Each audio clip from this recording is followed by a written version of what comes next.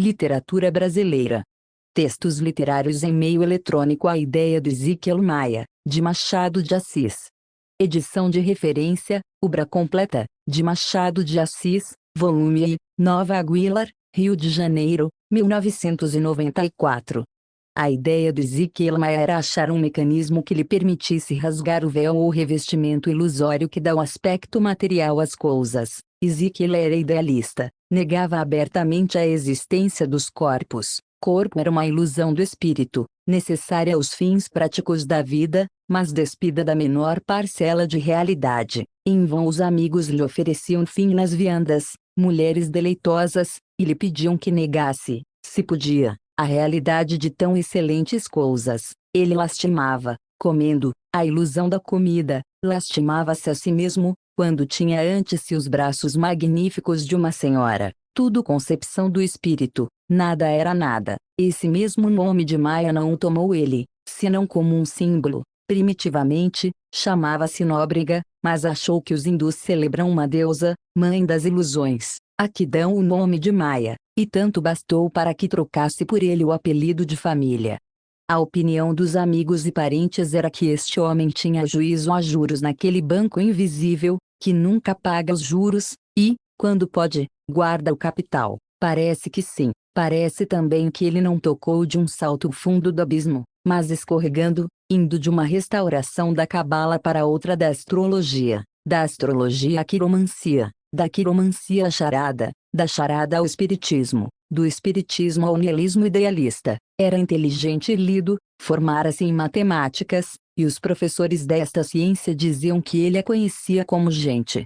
Depois de largo cogitar, achou Ezequiel um meio, abstrair-se pelo nariz. Consistia em fincar os olhos na extremidade do nariz, à maneira do faquir, embotando a sensibilidade ao ponto de perder toda a consciência do mundo exterior. Cairia então o véu ilusório das coisas, entrar-se-ia no mundo exclusivo dos espíritos. Dito e feito, Ezequiel metia-se em casa, sentava-se na poltrona, com as mãos espalmadas nos joelhos, e os olhos na ponta do nariz. Pela afirmação dele, a abstração operava-se em 20 minutos, e poderia fazer-se mais cedo, se ele não tivesse o nariz tão extenso. A inconveniência de um nariz comprido é que o olhar, desde que transpusesse uma certa linha, exercia mais facilmente a miserável função ilusória. 20 minutos, porém, era o prazo razoável de uma boa abstração. O Ezequiel ficava horas e horas, e às vezes dias e dias, sentado, sem se mexer,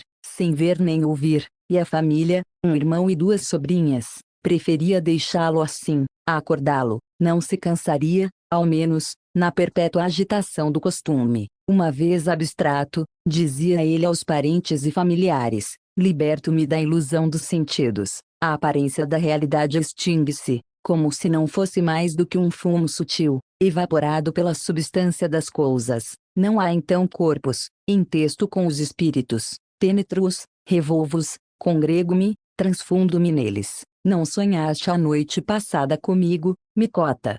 Sonhei, titio, mentia a sobrinha. Não era sonho, era eu mesmo que estava contigo, por sinal que me pedias às festas, e eu prometi-te um chapéu, um bonito chapéu enfeitado de plumas. Isso é verdade, acudia a sobrinha. Tudo verdade, Micota, mas a verdade única e verdadeira, não há outra. Não pode haver verdade contra verdade, assim como não há sol contra sol. As experiências do Ezequiel repetiram-se durante 6 meses. Nos 2 primeiros meses, eram simples viagens universais. Percorria o globo e os planetas dentro de poucos minutos, aniquilava os séculos, abrangia tudo, absorvia tudo, difundia-se em tudo. Saciou assim a primeira sede da abstração. No 3º mês, começou uma série de excursões analíticas. Visitou primeiramente o espírito do padeiro da esquina, de um barbeiro, de um coronel, de um magistrado, vizinhos da mesma rua. Passou depois ao resto da paróquia, do distrito e da capital, e recolheu quantidade de observações interessantes. No 4º mês empreendeu um estudo que lhe comeu 56 dias. Achar a filiação das ideias, e remontar a primeira ideia do homem, escreveu sobre este assunto uma extensa memória, em que provou a todas as luzes que a primeira ideia do homem foi o círculo, não sendo o homem simbolicamente outra coisa, um círculo lógico, se o considerarmos na pura condição espiritual, e se o tomarmos com invólucro material, um círculo vicioso, e exemplificava: as crianças brincam com arcos, fazem rodas umas com as outras, os legisladores parlamentares sentam-se geralmente em círculo, e as constantes alterações do poder, que tanta gente condena, não são mais do que uma necessidade fisiológica e política de fazer circular os homens, que são a infância e a decrepitude, senão as duas pontas ligadas deste círculo da vida, tudo isso lardeado de trechos latinos, gregos e hebraicos, verdadeiro pesadelo, fruto indigesto de uma inteligência pervertida, no sexto mês. Ah, meus amigos, o sexto mês é que me trouxe um achado sublime, uma solução ao problema do senso imoral. Para os não cansar, restrinjo-me ao exame comparativo que fiz em 2 indivíduos da nossa rua, o Neves do número 25, e o Delgado. Sabem que eles ainda são parentes. E aí começou Ezequiel uma narração tão extraordinária, que os amigos não puderam ouvir sem algum interesse. Os 2 vizinhos eram da mesma idade, mais ou menos, 40 e tantos anos, casados, com filhos, sendo que o Neves liquidara o negócio desde algum tempo, e vivia das rendas, ao passo que o Delgado continuara o negócio, e justamente falira 3 semanas antes. Vocês lembram-se ter visto o Delgado entrar aqui em casa um dia muito triste? Ninguém se lembrava, mas todos disseram que sim.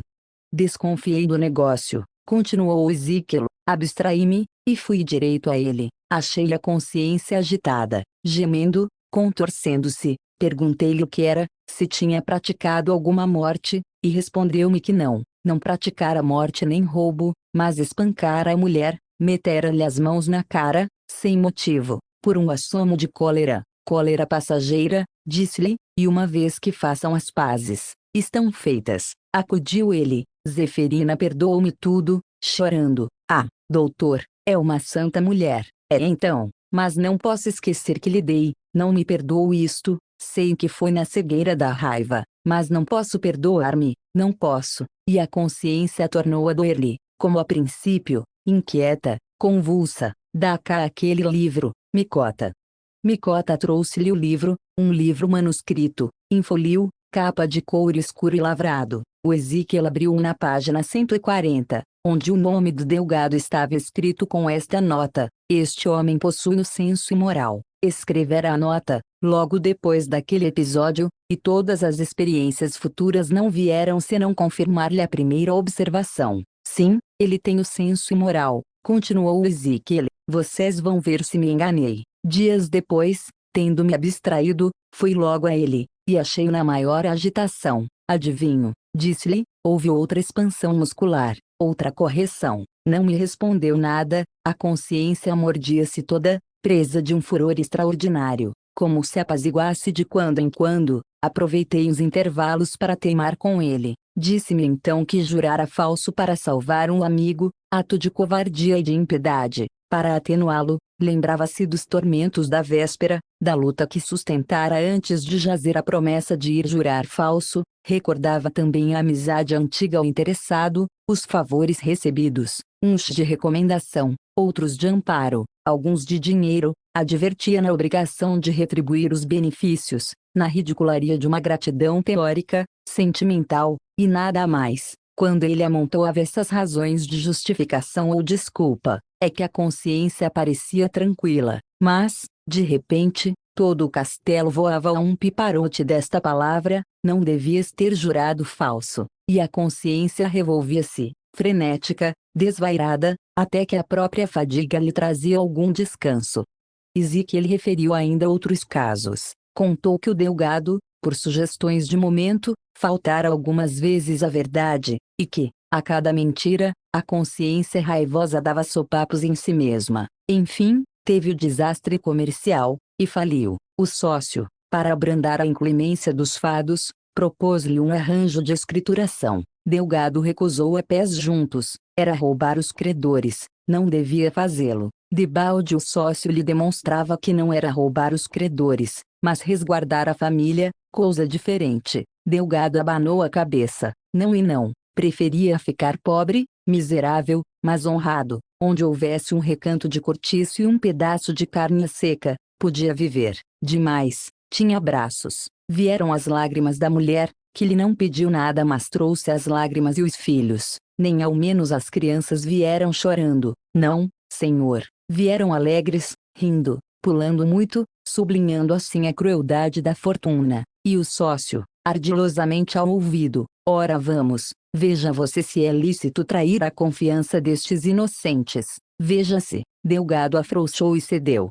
Não, nunca me há de esquecer o que então se passou naquela consciência, continuou Ezequiel. Era um tumulto, um clamor, uma convulsão diabólica, um ranger de dentes, uma coisa única. O Delgado não ficava quieto 3 minutos, ia de um lado para outro, atônito, fugindo a si mesmo. Não dormiu nada a primeira noite. De manhã saiu para andar à toa, pensou em matar-se. Chegou a entrar em uma casa de armas, a Rua dos Ourives, para comprar um revólver, mas advertiu que não tinha dinheiro, e retirou-se. Quis deixar-se esmagar por um carro, quis enforcar-se com um lenço. Não pensava no código, por mais que o revolvesse, não achava lá a ideia da cadeia. Era o próprio delito que o atormentava. Ouvia vozes misteriosas que lhe davam o nome de falsário, de ladrão, e a consciência dizia-lhe que sim, que ele era um ladrão e um falsário. Às vezes pensava em comprar um bilhete de Espanha,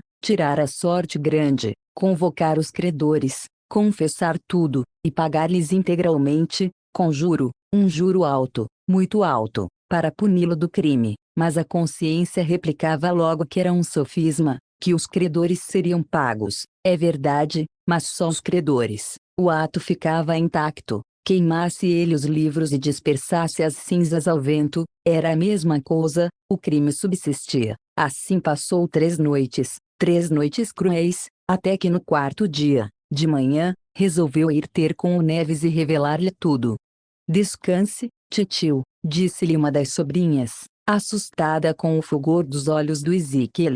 Mas o Ezequiel respondeu que não estava cansado, e contaria o resto. O resto era estupendo. O Neves lia os jornais no terraço, quando o Delgado lhe apareceu. A fisionomia daquele era tão bondosa, a palavra com que o saudou: anda cá, Juca, vinha tão impregnada da velha familiaridade, que o Delgado esmoreceu. Sentou-se ao pé dele, acanhado, sem força para lhe dizer nem lhe pedir nada, um conselho, ou, quando menos, uma consolação. Em que língua narraria o delito a um homem cuja vida era um modelo, cujo nome era um exemplo? Viveram juntos. Sabia que a alma do Neves era como um céu imaculado, que só interrompia o azul para cravejá-lo de estrelas. Estas eram as boas palavras que ele costumava dizer aos amigos. Nenhuma ação que o desdourasse, não espancara a mulher, não jurara falso, não emendara a escrituração, não mentiu, não enganou ninguém. Que tem você? Perguntou o Neves. Vou contar-lhe uma coisa grave, explodiu o Delgado, peço-lhe desde já que me perdoe. Contou-lhe tudo. O Neves, que a princípio o ouvira com algum medo, por ele lhe ter pedido perdão, depressa respirou, mas não deixou de reprovar a imprudência do Delgado. Realmente, onde tinha ele a cabeça para brincar assim com a cadeia? Era negócio grave, urgia abafá-lo, e, em todo caso, estar alerta, e recordava-lhe o conceito em que sempre teve o tal sócio. Você defendia-o então, e aí tem a bela prenda. Um maluco, o Delgado, que trazia consigo o remorso, sentiu incutir-se-lhe o terror, e, em vez de um remédio, levou 2 doenças. Justos céus, exclamou consigo Ezequiel, dar-se é que este Neves não tenha senso moral. Não o deixou mais, esquadrinhou-lhe a vida, talvez alguma ação do passado, alguma coisa, nada, não achou nada. As reminiscências do Neves eram todas de uma vida regular, metódica, sem catástrofes, mas sem infrações. O Ezequiel estava atônito, não podia conciliar tanta limpeza de costumes com a absoluta ausência de senso moral. A verdade, porém, é que o contraste existia. Ezequiel ainda advertiu na sutileza do fenômeno e na conveniência de verificá-lo bem. Dispôs-se a uma longa análise, entrou a acompanhar o Neves a toda a parte, em casa, na rua, no teatro, acordado ou dormindo, de dia ou de noite. O resultado era sempre o mesmo. A notícia de uma atrocidade deixava-o interiormente impassível, a de uma indignidade também. Se assinava qualquer petição, e nunca recusou nenhuma, contra um ato impuro ou cruel, era por uma razão de conveniência pública, a mesma que o levava a pagar para a escola politécnica, embora não soubesse matemáticas. Gostava de ler romances e de ir ao teatro, mas não entendia certos lances e expressões, certos movimentos de indignação, que atribuía a excessos de estilo. Ezequiel não lhe perdia os sonhos, que eram, às vezes, extraordinários. Este, por exemplo, sonhou que herdara as riquezas de um nababo, forjando ele mesmo o testamento e matando o testador. De manhã, ainda na cama, recordou todas as peripécias do sonho, com os olhos no teto, e soltou um suspiro.